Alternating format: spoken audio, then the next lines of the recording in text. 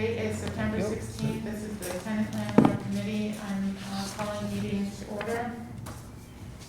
Roll call. Emily Stacy. Here. Carol Klepper. Not here. Elise Marva. Here. Barton Granford. Here. Kai Ford. Here. Jeff Moore. Here. Dave Wells. Here. Michael Shelley here. On the agenda, we have the continuing group discussion from the last meeting.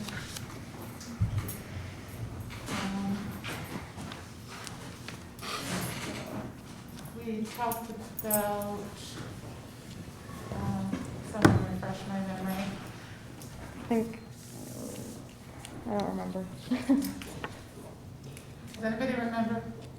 Our last meeting, Yeah. I took notes, so I can tell you a little bit about what we talked about. We talked about the rental registry, which passed in common council last Thursday night, by the way. There was some discussion about how maybe we should be looking at all rentals, not just those that are above a certain threshold of occupancy. Someone suggested that it would be good to partner with legal aid. We talked about some proactive solutions for COVID-19. Rental forgiveness was a topic along those lines. What happens when it ends was another question that was raised. Kai pointed out that most people are up to date on rental payments, so forgiveness hadn't really been an issue in Plattsburgh, at least not yet. Let's see, Governor Cuomo says no evictions until November or no more pandemic. And finally, somebody suggested that it would be good to have a housing attorney on board. That's all I have from Teresa. So, I'm sorry, did you say the rental registry passed the common council? Yes, yes. Recently? Brought forward as a local law last Thursday and passed. What changes were made to it before it passed? Perhaps Jeff can talk to that. He sort of sponsored this throughout. Well, it was mostly to deal with some legal issues that were in there that we weren't looking at a long-term litigation type thing, or that we couldn't find common ground on that. It wasn't really rocket science, so we got together with, not myself personally so much as the lawyers got together and kind of ironed out some of the legal language that was controversial, I'll say, and came to some common ground on that. And I thought it was a good piece of work between the two groups to end up with something that the main focus that we were looking for in that was the registry part of it. Okay, it's good. It's still everything is the same. There's still going to be inspections and all that, whatever. But it simplified some of those portions of it also, so that unless there's problems, we're going to allow some of the places to self-certify to save us from doing inspections on every single one of them, because I think I'd probably have a better number than I do, but there's a lot of units in the city, and there's no way in heck that we could, inspect them all or even half of them in a single year. So we kind of came to what we think is a workable solution for both sides. So, you said the lawyers got together on both sides. Could you clarify what sides that are and what lawyers were involved? Oh, well, I could probably explain that group better. There's Well, our group, our landlord group, and then the city attorney. Okay. From a tenant perspective, I mean, is there still room to negotiate with the city and have tenants have a voice in that negotiation? Is there room to revise that law again? Well, it wasn't really in the scope of this group to do that. This mostly had to do with inspections and registering rental units. It wasn't never intended to deal with the issues of tenants and landlords. I mean, that's why we're here right now, to look at those things. Sure. I mean, I would think that inspections are something that are important to tenants, though. Well, it wasn't a piece of tenants, landlords' rights type of legislation. It was, like I said, registry and to spell out how the inspections are gonna be done. It wasn't for any other issue. And I know you're probably thinking, well, why couldn't we have done some of this in there? Well, it really was beyond the scope of what we started out with that and where we ended up. Okay, but that's why we're meeting here, if there are issues between landlords and tenants, and I don't mean adversarial issues, but, procedural issues, we can look at those things. Sure. And that's why we're meeting here for this. And those inspections, there's only so much that you can do that's enforceable by the building code, so it's, that's already been maximized, so, I mean, in terms of that, there's no. What do you mean by that, James? Well, I don't know if I don't know exactly what she's inquiring, if you're wondering if there could have been some sort of changes with regards to how those are done, or. I mean, I know how it affects people that are renting there, but, those part of the thing is that the inspections are required to be done once every 3 years by building code anyway, so, that part has to be done that way, and you can't make it more restrictive.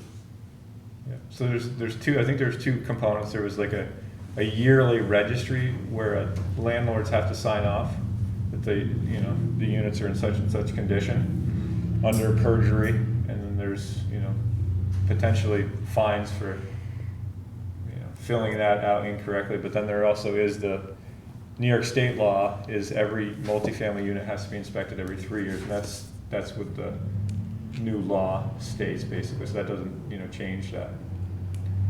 And then it's gonna basically,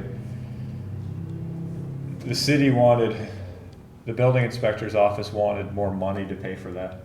So what this does is establishes fees from the landlords now on a yearly or 3-year basis to provide for potentially an additional person to do those inspections. So I guess my question, I mean, I'm familiar with the original 2019 version of that law that was passed last year. And there were some, from a tenant perspective, there were some outstanding The questions. changes were very subtle, and it was really just about legal matters. Nothing is changing with the schedule or, So I mean, the construct or anything like that. It's really just. Yeah, and there still is a mechanism for if there is a tenant complaint, it's spelled out in the law, they would go to the landlords and try to resolve it there first, which is where you should go first. Mhm. If there was still a problem, then it would come to the building inspectors. so one of the outstanding questions I had from the original law, and I don't know if it was addressed in the revised one that you guys worked together on, but it was when a landlord was found in violation or had a property that was not maintained, there was some language in there that seeed like they would lose their license. Kyle, maybe you're familiar with it. It seemed like they would lose it for all of the properties they own. There is still in that law, I had a major personal objection to that point. I did too. So. But there is still, the city felt that when there is such egregious violations of the law, they wanted an additional stick to go after people with. So what the new law provides is a framework for the city. If a landlord does not comply under horrible circumstances, whatever it can be, the city can potentially take away the licenses or the registry for all their landlords, but they have to go to court to do that. Before there was no steps in that process in the old law. That's what I felt, just seemed kind of up in the air. Now there's a system like if this doesn't work, but there is still, the city felt necessary to have that in the law. And that's not one thing I'm not really happy about, but that's part of the negotiation, so that's still in the law. And there is an So appeals say they- process There's an built appeals into the whole process, thing, yeah. so nothing is final. Yeah. There's always recourse. So say they make it through that process and they're found that the landlord did have an egregious violation. what happens to the tenants at that point? Are they just gonna have to be forcibly evicted from all of their homes because the landlord has lost their license? That's always been something I wondered about. I don't know how that would work because I don't think the city could make the tenants leave. However, the landlord would lose their ability to rent to them. So I think if they lose compliance, they could have their insurance canceled. So to me, it becomes the landlord's kind of issue to have to deal with that. So I don't think the city can evict a tenant. So, I mean, so there's nothing in the law that spells out what happens at that point then? Yeah, but you can't get carried too far with that. Like the whole reason that the place got closed is like there's no running water. The Yeah. toilets don't flush. I It mean, would be like an uninhabitable building or, something. yeah, it's not to Yeah. just, oh, I don't like the wallpaper's peeling off. Yeah, like there's a smoke detector No. violation. It's an egregious action. So like, a porch collapsed and it's uninhabitable now so. Or holes in the ceiling from the top floor to the bottom or. Yeah, so, I mean, from a tenant perspective, I would still be concerned though if my landlord has lost his license to rent. Well, you What does that wouldn't mean want to for me? live somewhere that was that extreme, I guess. yeah. Well, no, if he lost it for another property, for example, but he's now lost his license for all properties. Yeah. You know, I don't think it's not the intent, and I don't think that's how it would be enforced. You know, we're not looking to shut people down or throw people in the street. No one is. But if there is such an egregious position or in a particular place, yes, if it's uninhabitable, it's uninhabitable. Yeah. And I don't see a whole lot of, situations where that's going to occur. It's not common. Yeah, I mean, I worked in your office for, 3 months?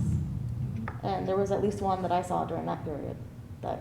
Oh, I'm sure they there's had to- some out there, but You remember, I guess the one over on. Stone. that's the outlier. That would not be what we would normally see. And I would say that whoever would make the determination would be on that property. They're not gonna try to kick people out in the rest of the properties. No. But- no. I mean, ultimately, yeah, people have to be responsible at some point in time for their properties, if it's that bad. Don't get me wrong, I mean, Yeah, I hope that there's some sort of enforceability to get people to correct any kind of egregious violation like that, but from a tenant perspective, I feel like there's still an unanswered question there of what happens to the tenant. So they're forced out into the rental market. Do they get a return of their rental That payments? isn't something the city would get involved in. That would be a legal matter. Yeah, I think there would be a judge involved in any, when, in the legal proceedings, so. I would guess higher New York state law would probably come into play, which would advocate for the tenants and, in terms of, 6 months, they can't, there's a time period that has to be followed and they just recently, New York State last year passed a whole new legislation in terms of, Yeah. so that supersedes that state law. So you're right, though, I had questions about that too initially. But that is still in the law because the city does want to be able to, very poor landlords, they want to be able to hold them accountable. And I have no objection to that, trust me, but I don't know, I'm concerned that there's not enough protection for tenants there. I mean, I know that it's intended to protect tenants by Sure. correcting egregious properties, Yeah, but but at this point. I have to say, so if the place was so bad that you couldn't live in it, eviction or not, you can't stay there. But if they've If lost their there's no license running for all water, properties. if, the toilet doesn't work, these are situations where it's not an eviction, you can't live there. That's very extreme. I agree, but. And I understand that. I think what Shalice is trying to convey is that if there's a landlord who has multiple properties, right? And only one unit in a house, of a property they own has a problem and they end up falling into that category, what about the other units Well, that he owns? I don't see for where they housing? would be involved. I mean, myself, I don't see where they would be But if involved. he loses his How is that- license because of that, what happens to his other properties? I think that's what's not being made Well, clear. I wouldn't see anything because the building inspectors are gonna go over there and take a look at the involved property. I mean, But the license applies to all, is it specific? Is the license specific to each property? Or is it one license and now you can rent anywhere? Oh, no. Well, it registers each unit. you would probably, you know, if there was one unit that it wasn't habitable, I don't see where we would, you know, try to close the whole thing down. Why would we want to do that? Why would anybody want to do that? Then the inspectors would not have grounds to close anything else or talk to anybody else because there's nothing wrong with the other places. It could be just maybe they'd shut down that unit. Yeah, I see your point. That's what I always thought it was kind of a weird hanging over thing, but Yeah.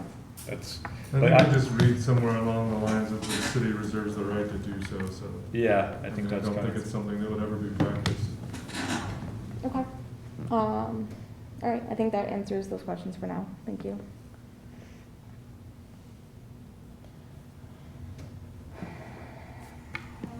So, Bob resigned. I put that under new business. He, sent an email and, said it was best that he resigned, so, I guess, did you guys want to add another person or give me permission to, ask the council to appoint another person to the panel? Well, I don't know, we seem to have pretty good representation here. I mean, unless we had something we felt was missing, and we have one person not here, so I know you get over a certain point with committees, sometimes you lose track of things. I know the first meeting we had, my goodness, we had a list of things we wanted to do that was, you know, mile long, and how many of them will you get to? You know, Right. we'd rather deal with things we could solve, but I don't know how everybody else feels on I that. think you'll accomplish more with fewer people. Yeah, I agree. It's a pretty good group we have. So we can agree to just be that? I don't know if I can actually do that. I can, Are we still able to pursue potentially adding like a housing attorney to the board or something? Somebody so that we can have some legal experience on the board as well? I think we could, but I didn't exactly get that far. I mean, I can ask, I guess, the mayor, but I'm not really sure, like, how that works, just because we already have, like, council. I don't know if that would be, like, conflict of some kind. I don't really, I'm not sure, but I can reach out to him. I'm assuming as long as it doesn't cost anything. That might be okay, or if someone's willing to volunteer who specializes in that, just to kind of give us some ideas, but I don't know exactly who that might be, so. So I'm familiar with a legal aid society up northeastern New York. They do provide that type of service. I don't know if they're able to provide it. I assume it would be free of cost because it would be advocating for the type of work that they do, and they're a nonprofit organization. Okay. So I assume that they might be able to do something like that if we reached out to them and asked if there was somebody they're able to provide to offer that type of, I guess, advice, or even, I don't know if it would be opinion or not, but I think it would be valuable to have that answer right here when we're asking questions that are related to legal matters that we just don't have here. And Dean's not attending these meetings, the city's legal Right. counsel, so I think it would be helpful to have for all of us. Okay, so I will, I'll reach out to the mayor and see if that's something that's. If the rest of the board something we agrees. can do. I mean, you guys don't mind. Well, as long as they're willing to volunteer. Yeah, that's what I'm thinking. Don't want to end up paying somebody to. Yeah. So, All right. I mean, Shalice, did you want to reach out maybe to legal aid Yeah, I can do that. and ask them? Okay. So we'll confirm with the mayor. You'll Yeah. confirm with the mayor that we can add them and, Yeah, do you want to add them to the committee or just have them, come in as we need them? I guess that's a good question. I'll leave it up to the board to discuss, or Yeah. committee, sorry. You know, what Committee did to you guys discuss.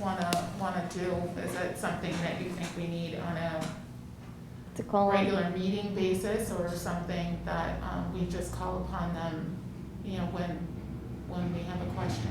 I mean, we can Yeah, have them. I think that would be the way to go with that, because I know everybody's pretty comfortable with everybody else now here, and everybody feels free to speak, so I would hope that we would continue to do that.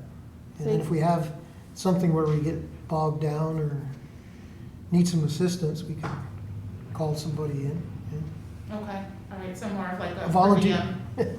So, I mean, I think if we just have them maybe come to every meeting, and then we could call on them as an expert witness during the meeting, whenever we need to ask a question, that would be helpful. Yeah, and we could put it on the agenda that, maybe make a list of questions that we have, send it out to them, and then ask them to come to one of the meetings so we can further understand. I think that'd be more organized in this way. We're still staying on task with everything. Sure.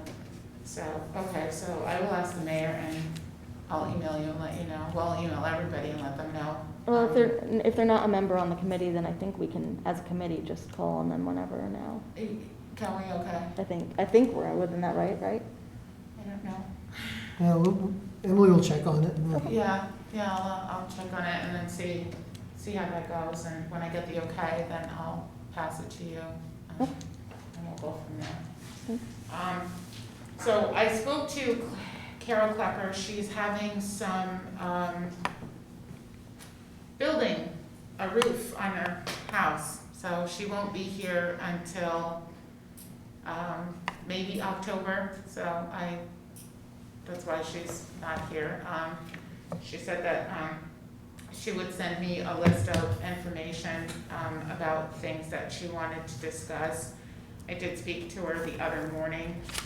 And she, something about I didn't write it down, it was early in the morning,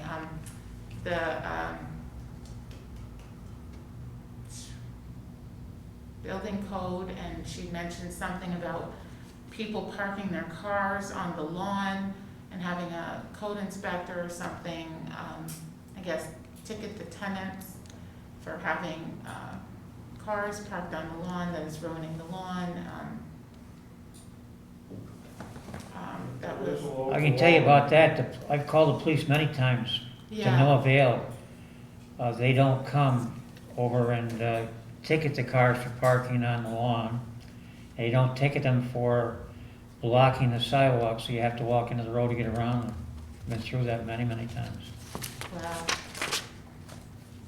I wasn't really actually aware that was a problem. I have plenty of parking in front of where I live, but, and nobody parks their cars on the lawn where I live, apparently, so I didn't know that was actually an issue.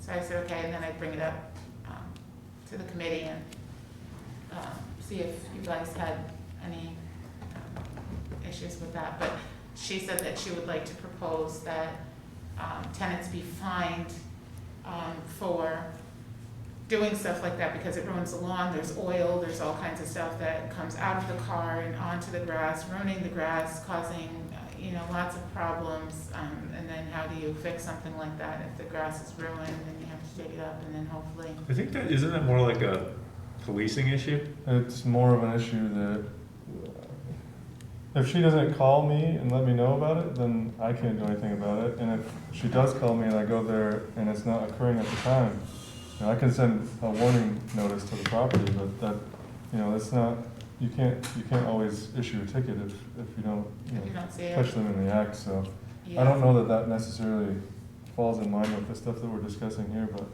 if you talk to her about it again, you can let her know to give me a call every time and I'll take care of it. Okay.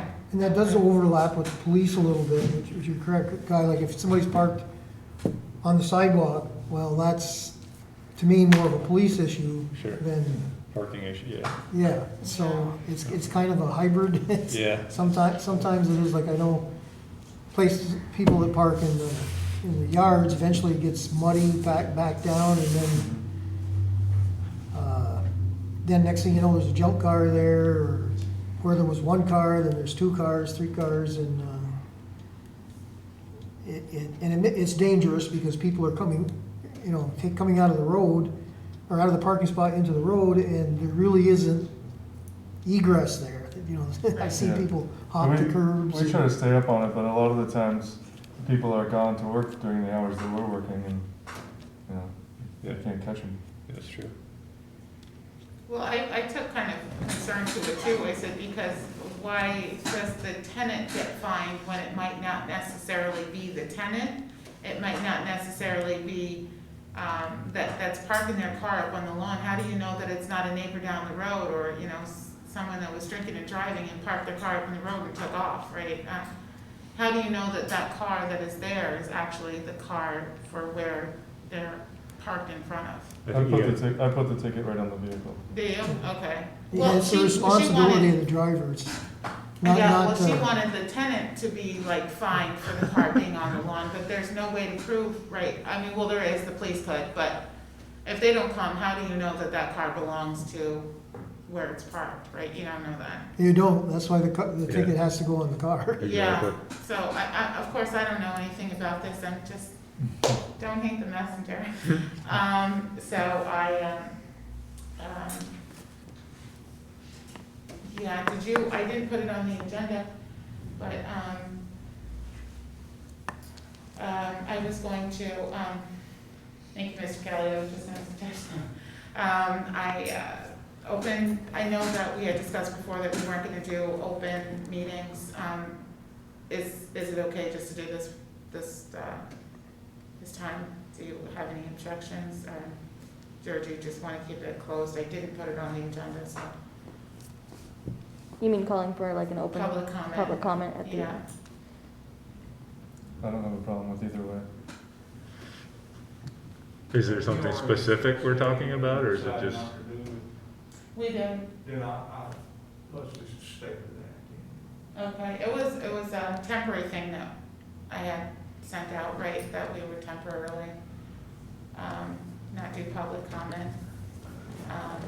So I don't know if everybody had gotten the email, I think Yes, majority of us I did. received that email, yeah. So, How would the members of the public address this committee? so there is actually an email, that I do on the other panel that I chair, that people can email their comments and then they can be read, Okay. should that happen. I don't think that you can comment on the YouTube live stream, I don't think so. But I'm not 100% sure about that, because I don't generally watch, so I wouldn't know. Get to live it. Yeah, You Yeah. shouldn't have to watch it again. right, right, so, I don't know, it's up to you guys, whatever you wanna decide.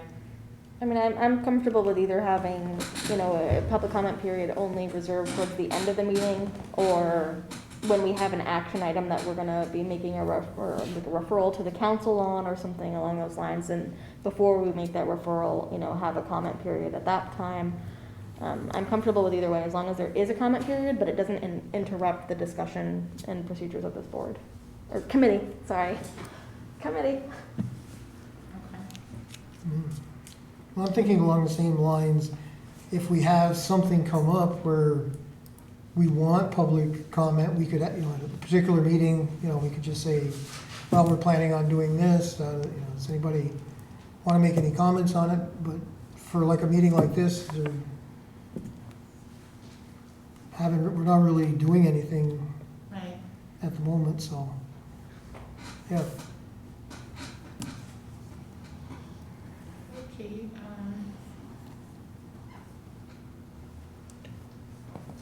was there, anything else anybody wanted to discuss? Well, yeah, I'll just leave one big thing with you. I don't want any answers or anything, but, you know, a problem that has cropped up in the city and it has not gotten better, I think it's gotten worse, is where we got overflowing garbage cans and household debris building up here and there. And I know I guess it always comes back to, well, who should be responsible for that? And I just want to see it get cleared up. I know Art sends me pictures all the time, and we need a way of addressing that, but I don't feel it's fully on the landlords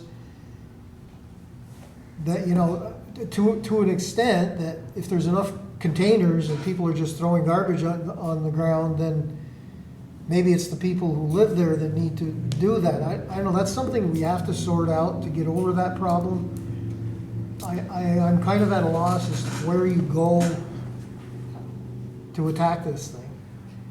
how do we get the garbage out of there? That's, I mean, is it possible for us to develop sort of property maintenance code that goes beyond the actual state property maintenance code? Like a city of Plattsburgh property maintenance code that has standards for property maintenance that are dependent upon the occupant of the yeah, I feel, I'm sorry, I didn't cut you off, but, I feel some responsibility lies with the tenants. Now, if there, like I said, if there aren't enough containers, well, or it only gets picked up once a month or something, I get that, but it's really too big of a scope to expect the building inspectors to be able to do that. So how do we address that? And I got the question, I don't have the answer. If I had the answer, I'd tell you, but we really need to look into how we can address that. Because, we have a nice little city, and I would really like to see it stay that way. Keep it And I don't want to pick on any particular group. You could go anywhere in the city and find that, but it really doesn't look good for people. Luckily, this year, there aren't a lot of visitors. There aren't as many visitors. Well, I think once you get the registry, that's a step in the right direction. And then it'll be somebody designated for that particular property. Yeah, part of the thing about the registry is the tool aspect of it, that we'll have, a lot of these people don't even live in the area, so to have somebody that's a local contact, it would go a long way.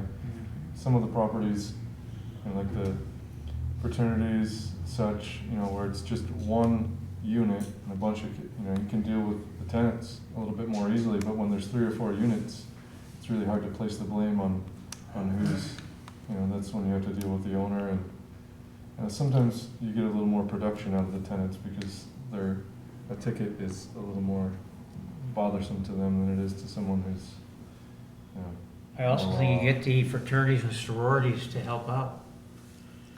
I've thought a couple times about, seeing if there's anything we could They do do with it the at times. college to Yeah. get some, maybe once a week they just patrol the area to clean it up or something. But then you kind of need permission from owners to go on their property, so it won't necessarily be the easiest thing either. But I have thought about that.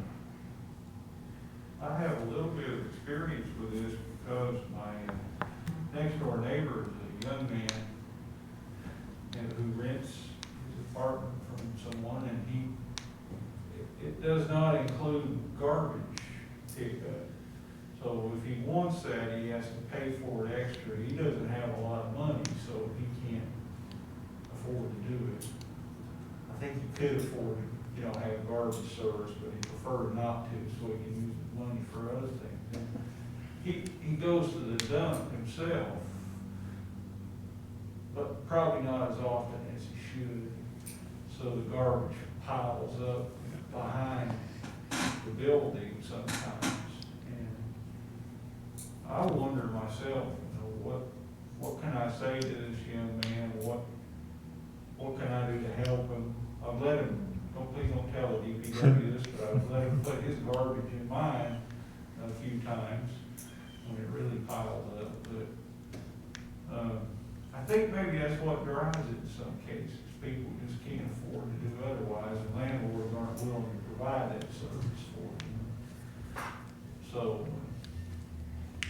How much is city, how much I is, don't know what we do about that. how much is city garbage pickup right now for the city to do it? It's inexpensive. 20, is it I think 28? it's roughly $25 a month. I think it's 28. Yeah, a single trip to the dump is $30 now. So you can have garbage pickup for a whole month for one.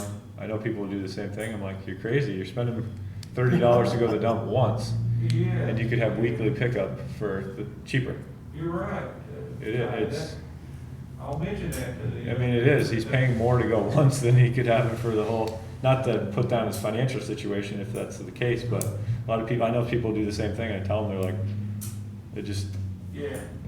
whatever. That's, I know I called the city for a special pickup, and they said they could take a whole truckload of garbage from my house if I needed it, but like I said at the, couple of meetings ago, I only needed the lamp and the microwave to be thrown away for $30. All they did was call Public Works, got it picked up, they just put it on my electric bill, and stored it. So, I think that's, you know, pretty easy, and he could let it pile up, I guess, for a little while and then call the city and one swoop, but, I mean, it would be more effective to just have it done every week for the 25. Yeah, weekly, Or I 28 mean, a month. sanitary wise too, I mean, I think it should Yeah. be picked up once a week, it's pretty gross. People are people, Yeah. no judgment. No judgment. I don't know what I mean, do you have to, I don't know what the right solution is, I mean, do you have to be more active with fines? I mean, I don't know, or how do you, I don't know how you attack that, I don't really, think we you have know the what I mean, or how manpower. to, what's the, Well, Jim, what does it take to get a fine? it's just something that's very time consuming, and in my experience, you know, we reserve those tickets and fines for the worst offenders, but it really hasn't changed anything with them, because there's just turnover every time.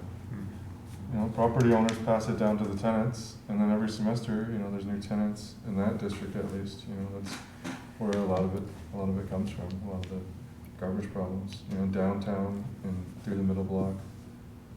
You know,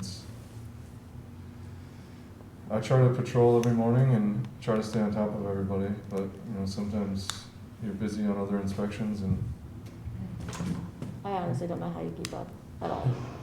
Yeah, there's gotta be some kind of a solution out there, but I guess that's why I'm hoping somebody else has some ideas. we include garbage with all our rentals, so, I don't know, that's included in rent. That's just the way we do things, that way it's not an issue. yeah. You don't have that situation where a tenant is, you know, they're gonna take care of it, or you're gonna take care of it, but, I mean, that's how we do things, but. And you don't have to get phone Yeah, calls. I suspect more of the trouble comes with, and it seems like, I don't know if you've had the same experience, Art, but a lot of it is with the students, and I think now I'm getting a picture, you know, it's new people all the time, so, yeah, you spoke to these guys, and they stopped throwing garbage all over, and beer cans, and now it's a new group, they haven't gotten the message. I don't know, maybe that's something that the college could help us with, Well, in that as far as particular, those individuals. yeah, in that particular area, it's not, I mean, you know, there are some buildings that always have offenders, but there's different, you know, it depends on the group. You know, Yeah. some houses can be fine for years, and then all of a sudden you get a few people in there that, You talk about inspections once every 3 years. mhm. What about these nuisance properties? And there's several of them in Center City. Can you inspect them more than once? The inside or the outside? Inside? Inside, the building code only allows for an inspection once every 3 years, so. Well, no, if there's a complaint, you guys can follow up and do an If there's inspection. a complaint from a tenant, Correct. Yeah, you can go in, but, Yeah. like, if Art had a complaint about a property, that doesn't give me the right to go in there. Unfortunately, it's Yeah. only, you know, it's for But you building code can, related issues, you can look at the exterior, yes. and the landlord can be fined, doesn't take Yeah. care of the exterior. And then, you know, in some cases, you know, we don't have the right to go on the property, so in some cases, the issue is in the rear. You know, so if on a budding property had the problem and they called us, we can go in their property and we can see it, but, you know, it's not often, but sometimes you can't verify if it's something that's going on in the rear of the property. I'm almost confident, I'd say I'm about 95% confident that as a municipality, if we chose to, if the common council elected to, we could pass our own legislation to mandate inspections more frequently than every 3 years.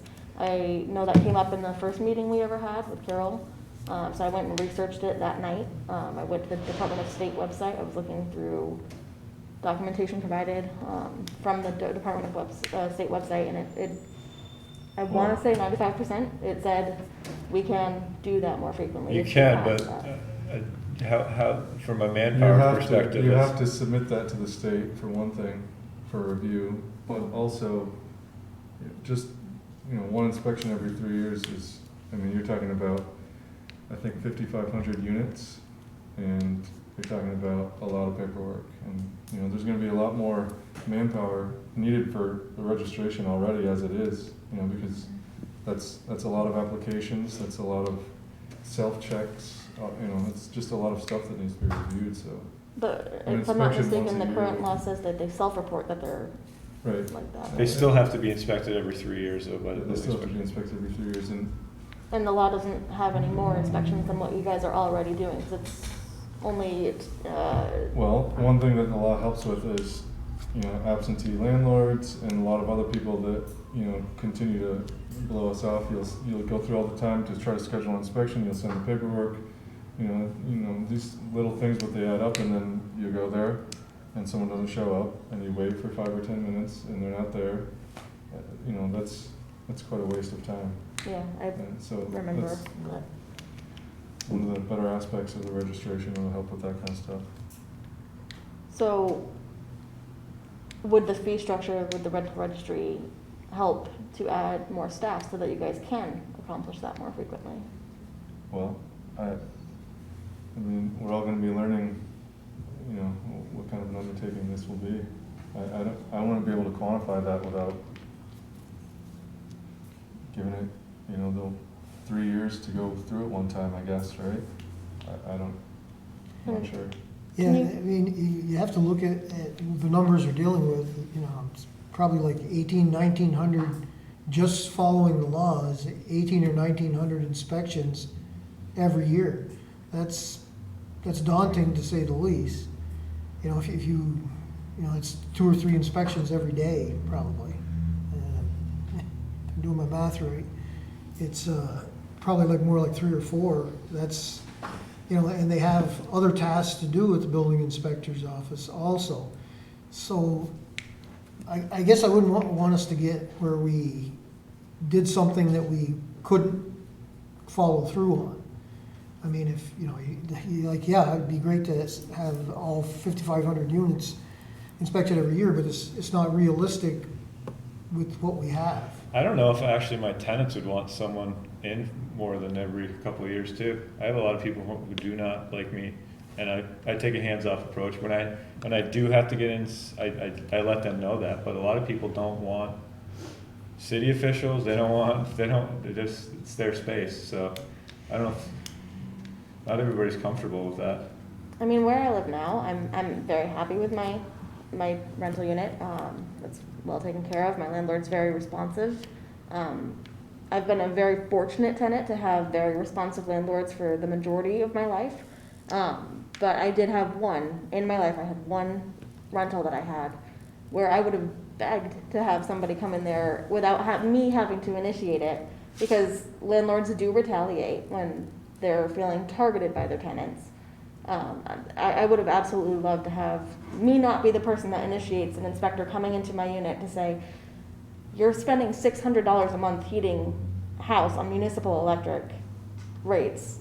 Clearly there's an insulation problem here. You're having a roof leaking in a dining room that has a bedroom above it. There's no source of water above the ceiling in that room. Clearly there's an issue with a pipe or with the roof, or water is leaking in some place. There were so many issues in that one apartment that I would have loved for somebody to come in there and me not have to be the one that initiates that. And for it to have gotten to that condition, clearly it had been neglected for many, many, many years. Unfortunately, they were not issues I could have identified when I viewed the apartment before I rented it. There were things that you kind of figure out once you're living there.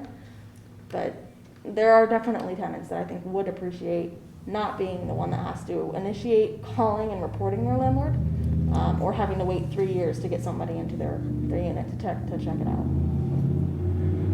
I know as a tenant looking for new apartments, I went to a house on Miller Street, I think it was, that was advertised as a 3-bedroom unit for $1,300 a month.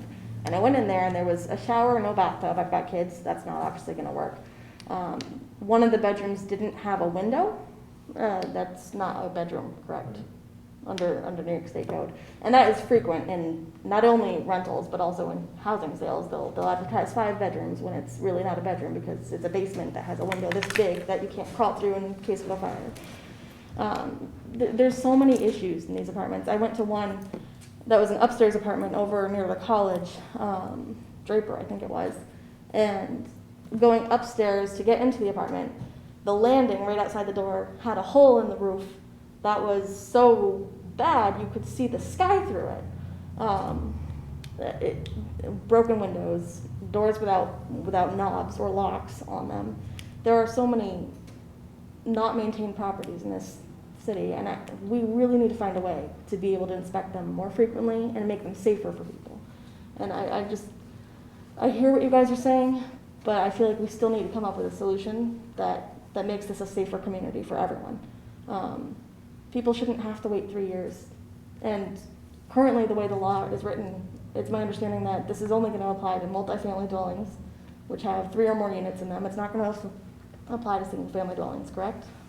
No, Duplexes, it's not going to apply, no, correct? I don't believe so. Yeah, So- I think we kind of followed the state laws on that. I think the state, yeah, correct me if I'm wrong, but the state says you have to do them every 3 years, right? Right. And that's kind of where we're at. We, we can look at that, but I think we need to. I mean, it's just what we need to do as a responsible community to ensure the safety of our residents. It's just, I don't agree with that, so I wouldn't be in favor of that. I think there isn't, I mean, I understand you don't want to be, I understand that can be an uncomfortable conversation with the landlord, and you don't want to be retaliated, but on the other hand, I mean, if you're paying rent, I mean, you deserve, call up the building inspector. Well, well, I mean, this is that's your I mean, I right. covered it in the there's building another inspection aspect law. too, is that they're gonna have to sign this self-check report. and, Correct. You know, That's- So at that point, it no longer becomes anonymous, right? Is that what that does? So that puts the tenant like, well, I think, if. It's where the landlord says, yeah, I took care of everything without anybody having to actually check it. That gives a little bit of power to the tenant to say, hey, you signed this. Correct. You better take Are care the of this. tenants or aware I'll of have this? I wasn't even aware that this was done last week. I don't think the program's been really rolled out at all though, so, I mean, I don't think anything's been done, to be honest with you, right? I mean, so, Well, the vote passed at the end of the year, and then, it was winter and everything was a little low, and then COVID came, and, it's not something that's been discussed a lot until recently, so. I mean, I understand what you're saying, and I'm not the type of person that will sit by, if there is an issue. My landlord and I get along great. When we do have issues, we work together, we get it fixed. She's been out of town, I've gotten a plumbing repair, an emergency plumbing repair, I've paid for it myself, she deducted it from my next month's rent. Usually I wait for her to see what she wants to do first, so I don't take action on her behalf unless it's an emergency, but we have a great relationship, but that is not true of all tenants. That's not true of all landlords. I know just from the period that I was covering in your office, and I worked, over a year in the town of Plattsburgh in the codes office there are many tenants that do call and report their issue with their landlord, and the landlord will refuse to make the repair, which requires the building inspector's office to declare it uninhabitable, which forcibly evicts the tenant. And they refuse to do that because they are retaliating against the tenant for reporting a substandard condition of living. So it happens frequently. I mean, I've only spent 16, 18 months total ever working in a building inspector's office, and saw it frequently. So I know what happens in our community. Jim, you have a database in your department that collects information from tenant complaints. Yes. Is there some way to trigger like a number of complaints on one unit? Say if you get 10 complaints on the same unit in 1 year, what do you do about those frequent flyers? Well, are we talking about garbage complaints, or are we talking about property maintenance conditions? I'm sorry, what was the first part of that question? Are we Oh, talking? are we talking more about garbage complaints, or are we talking about, property maintenance and living conditions? Well, I would think both. Believe it or not, the living conditions, I haven't seen where there's been more than 1 or 2 complaints in a year for a single property.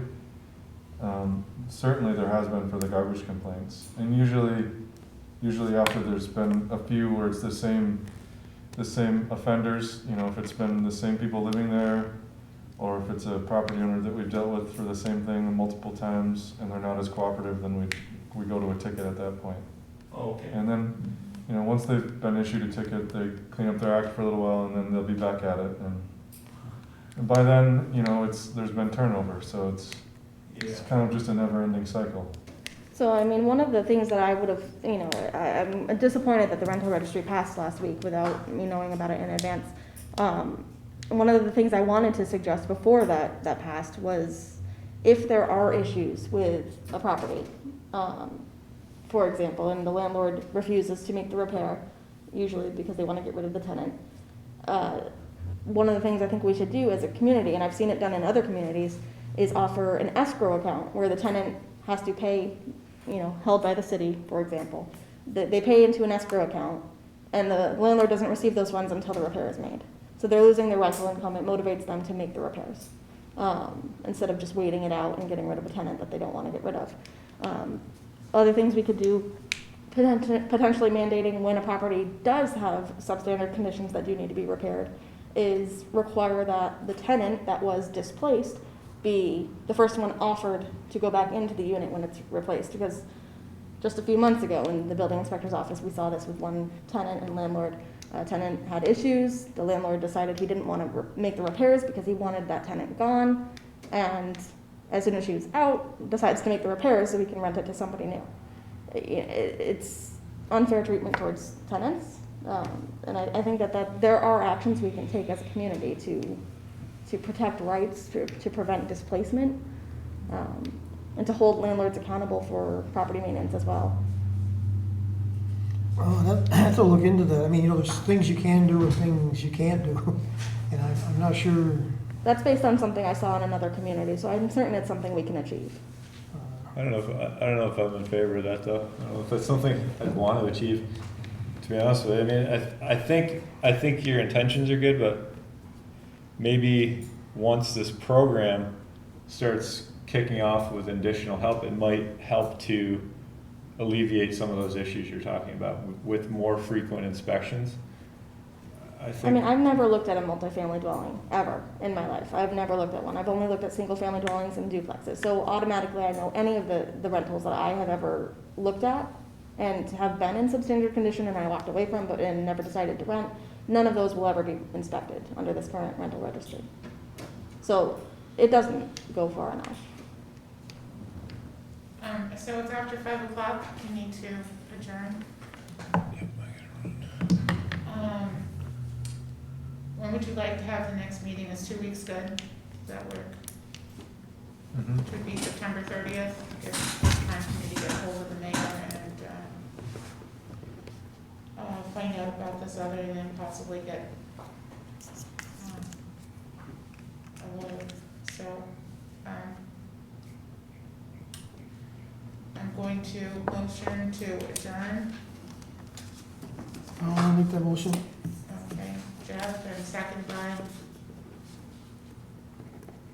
Jim? Jim, I'm sorry. This Kelly, roll call. Roll call. Take my calendar. That's okay. Roll call, to adjourn. Emily, Yes. please. Yes. Art, Yes. Ty, Yes. Jeff, Yes.